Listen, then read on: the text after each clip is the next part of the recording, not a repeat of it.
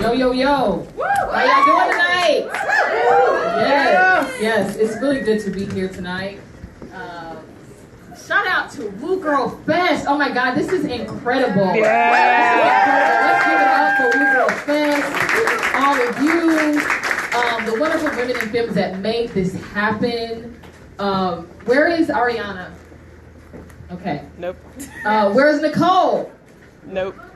Hi! Okay, and then there was a third person who's responsible for WooGrl Fest. Who is that? Co. Who? Co. Co. Shout out to Co.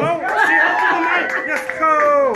And shout out to all of you for being here tonight and supporting women and femmes. Give it up for yourself. And VOCAB, thank you for having me, and Tatiana Rebel and Sylvia Thomas, two wonderful spoken word poets and activists who I look up to. So I'm just very, very grateful to be sharing the stage tonight. So this first poem is a prayer, and it's really dedicated to the women and the matriarchs in my life who helped me to become.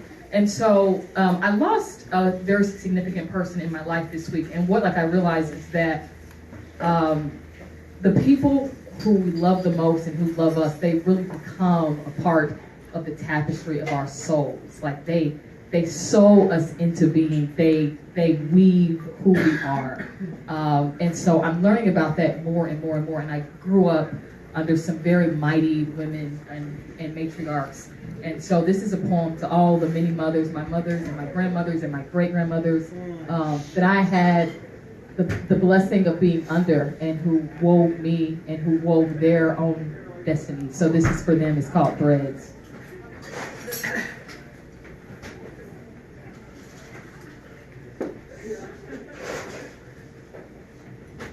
In the spring of her years, her mother demanded that she make a life for herself. Make something out of yourself, she said, and bequeathed her dark spools that fainted like gossamers when held up into the light.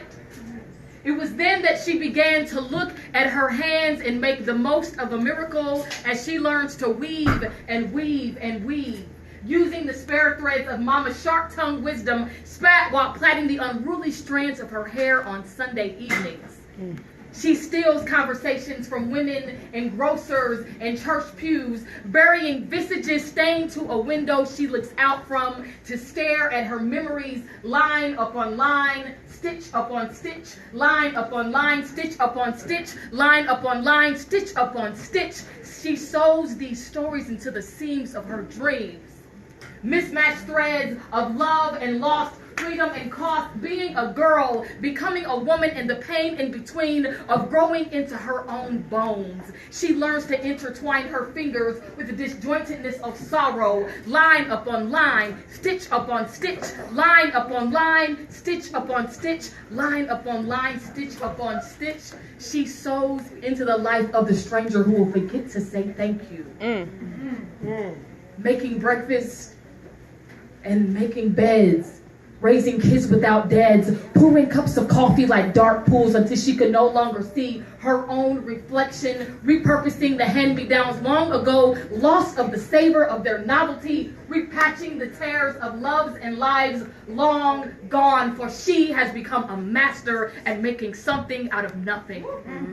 For she has become a master at making something out of nothing, for it was her who wove the basket for the boy whose 2 fish and 5 loaves fed the 5,000, and yet she goes unnamed. I said it was her who wove the basket for the boy whose 2 fish and 5 loaves fed the 5,000, and yet she goes unnamed. For she is gifted in the invisible intangibles of this world, where the people often cannot praise the patterns she makes. Their vision is too small to fit into the needle's eye of her sanctum. And yet weave she must, and weave she does, line upon line, stitch upon stitch. Weave she must, and weave she does, line upon line, stitch upon stitch, line upon line, stitch upon stitch, throwing out her quilt and staking its 4 corners to herself as her own country. Trapping fiber songs of joy, marrying the asymmetry of yesterday's sorrow with today's celebration. Weave she must, line upon line, stitch upon stitch, line upon line, stitch upon stitch, For her many mothers wish to make celebration of her tapestry and name themselves in her pattern. Weave she must, line upon line, stitch upon stitch, line upon line, stitch upon stitch. Because although the world is her spinning wheel, only she can mother its design. Only she can mother its design, line upon line, stitch upon stitch. Weave she does, and weave she must. For the children now yearn for her songs. They want to hear her stories. The one where the woman becomes the weaver and the web. The one where the woman finds the miracles within the strands of her hands. The one where the woman changes everything she touches. The one where the woman stitches herself whole. Come on. What?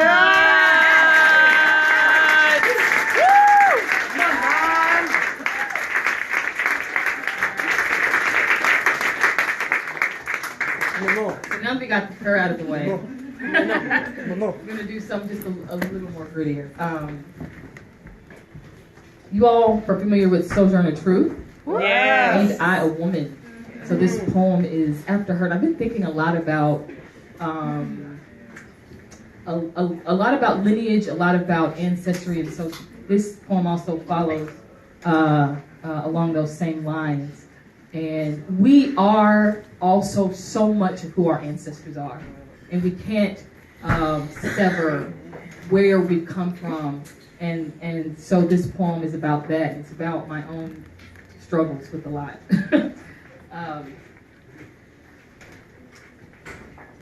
Loneliness is now being studied as the great disease of the modern world. But only in loneliness and in the fierce shape of my own solitude have I dared myself to great things, to heal, to remember, to dance upon water crystals. I am the one traversing the squint of eyelids, calling others forth to tip their boats in the bury of blackness. I am both priestess and poet. Ain't I a woman? I remember that intertwined, I sucked through the nose of the disease of forgetting a crippled body, hanging from lust not. I feel love as I do fetters, shackles, handcuffs, ropes. Ain't I a woman? It could have been my great-great-great-great-grandmother and her other mothers before, whose fear of suffocation I protected as heirloom, as our only gift to be given back to our daughters. The paradox of a hanging ornament upon trees of bloodshed, of crucifixion between thieves, of tongue, tribe, and namesake. Ain't I a woman? I am a single black childless, and I live alone. It's 2019. Ain't I a woman? By now there have been 1,000 deaths inside of me. Ain't I a woman? Some suicide, some lynching, others by fire and ash, some by drowning the transatlantic, some earlier by typhoid or later by syphilis. Ain't I a woman? By now there have been 1,000 names I have been called by. Nigger, girl, bitch, whore, negro, colored slut, pussy, hoe. Ain't I a woman? Words tying around the nimble ears of women my dreams have made love to, their tenderness spelled into a hoax. Ain't I a woman? Their sweet and awful murmurs gurgled into an outrage of soundlessness. Ain't I a woman? How many of their eyes do I see through? Ain't I a woman? How many of their signets of survival rest? Ain't I a woman? Carved inside womb that died to birth me. Ain't I a woman, not by words alone, but by daggers, by swords and knives? Ain't I a woman? No matter how lonely I appear, there is always at least two of us hanging around here. The split ear, the tongue of a serpent in twain. I crave intimacy, and I hate to be bothered. Come on. I love, and I cave in loving. I love being alone, and I can't understand why I am so damn lonely. Ain't I a woman? Yeah.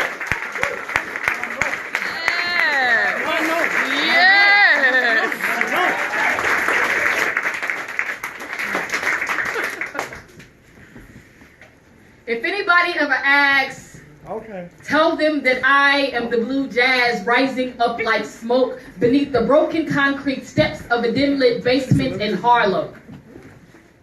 That all at once I was Renaissance and Strivers Row, wild-hearted like the Savoy, a flapper girl at Burrs, twirling through like cemetery on a high. If anybody ever asks, tell them that I am the blue jazz rising up like smoke beneath the broken concrete steps of a dim-lit basement in Harlem. That all at once I was Renaissance in Strivers Row, wild-hearted like the Savoy, a flapper girl at Burrs, twirling through life's cemetery on a high. Tell them that it was there that I lost myself in the trumpet mouths of the prophets and found myself on the other side of the sub-Saharan Nile in the drumhead of a griot. Come on. Come on. Tell them that it was there that I watched my ancestors go and march across many oceans, returning to me in my dreams. For my pilgrimage is their pilgrimage, and their pilgrimage is our pilgrimage. If anybody ever asks, tell them that it was me, that I was the spirited wind, whistling through the thighs of bow-legged women and limping men, struggling for their come-up, that I stood on the street corners, but then watching them play the dozens, talking the street slick of the city beneath their tongue clicks, that I watched their mouths that inhaled Yah, their brittle tongues moved out away, their mouths laden with so much curse and soot and ash, and I have seen so many of their laughs left unfinished and too many of their lives come and go. So much so that the coming around of these black modern chariots have started to feel like a rehearsal. I said the coming around of these black modern chariots have started to feel like a rehearsal. The coming around of these black modern chariots have started to feel like a rehearsal. And my stomach has been the pit that you have laid them in. Yes, I am the walking dead with all of the black lives that I have buried in my psyche. Lives that haven't been reserved for hospital beds with the silver cross of a chaplain. No, the police have become our gods, casting and projecting their red, casting our black skin blue with their sirens. The American flag has become our body bag. If anybody ever asks, tell them the truth. Tell them the truth. Tell them the truth. And tell them that it was with broken hands that I often encrypted this Kemet. So I write and write and write, because most days I feel death crawling up my very sleeves. So I write and write and write to shake off these reaper of thieves. And sometimes I am prone to roll up this paper and hit these lines this loose leaf, the only thing that can loose me from my grief. Come on. If anybody ever asks, tell them that yes, I was a walking contradiction, fighting to make peace with myself, like war, falling backwards in love. Tell them that I was a dreamer, that I saw God and blue and ocean and sea and sky and this conversation between me and you. Tell them that I was a mother, giving birth to deferred dreams, but that don't mean that I didn't conceive. If anybody ever asks, tell them last that I lived my life as a black woman, and that's jazz. Come on, I said, if anybody ever asks, tell them that I lived my life as a black woman, and that's jazz. If anybody ever asks, tell them I lived my life as a black woman, and that's jazz. I made it up as I went. Yeah. Like somewhere between Lucille Clifton's bridge and the part where this piece begins again. Come, won't you celebrate with me that every day something has tried to kill me and has failed. If anybody ever asks, tell them that I am the blue jazz rising up like smoke beneath the broken concrete steps of a dim-lit basement in Harlem, that all at once I was Renaissance in Strivers Row, wild-hearted like the Savoy, a flapper girl at Burrs, twirling through life's cemetery on a high. If anybody ever asks, tell them that I am the poem still being written. Thank you, guys.